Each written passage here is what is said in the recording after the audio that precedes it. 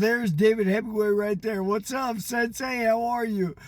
So, guys, David Hemmingway was a Kyokushinkai stylist out of Tiger Schulman's back east. And he moved out west real young, got disillusioned with his karate federation, which is kind of what happens in those karate federations.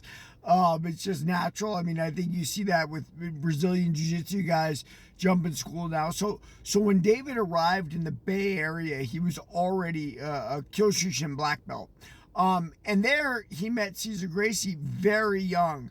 And I would say this to you, if David had stayed in South Bay, or I guess it would have been East Bay, right? Concord or whatever. If he had stayed there with Cesar, he would have been one of the first few guys you would have seen in the UFC. Right? Like in the age of Randy Couture and people of that age, because he had a lot of experience. If he had stuck with jiu-jitsu, that Kyokushin base would have provided that. Instead, David moved into the city like any young man, chasing those dreams, and he became a Golden Gloves champion boxer at light heavyweight, 178 in the amateurs. Then he went and opened Karate One, which was, K1 that Tom and I trained at, and he was great at attracting great trainers. Stefan Goyne, who now owns Bay Jiu-Jitsu, was at his school very young. Bunkered son, boy, was there for Muay Thai, and David was a hell of a teacher himself, but I think in some way he lost the passion for it along the way, doing it and whatnot.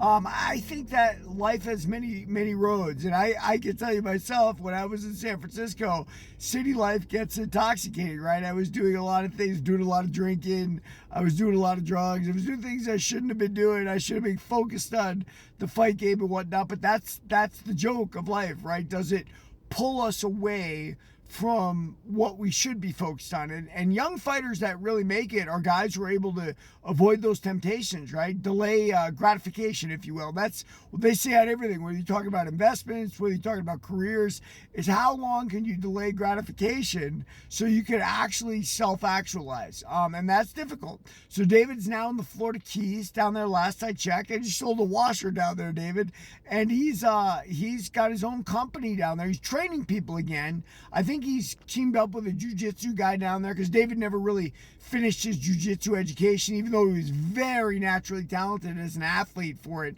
And he's making heavy bags out of old tires. It's awesome, man. What a cool novel concept. I haven't gotten a chance to pound one around, but maybe soon. David, I hope you're doing good, man. We miss you. We miss K1, and keep on living, brother. There it is.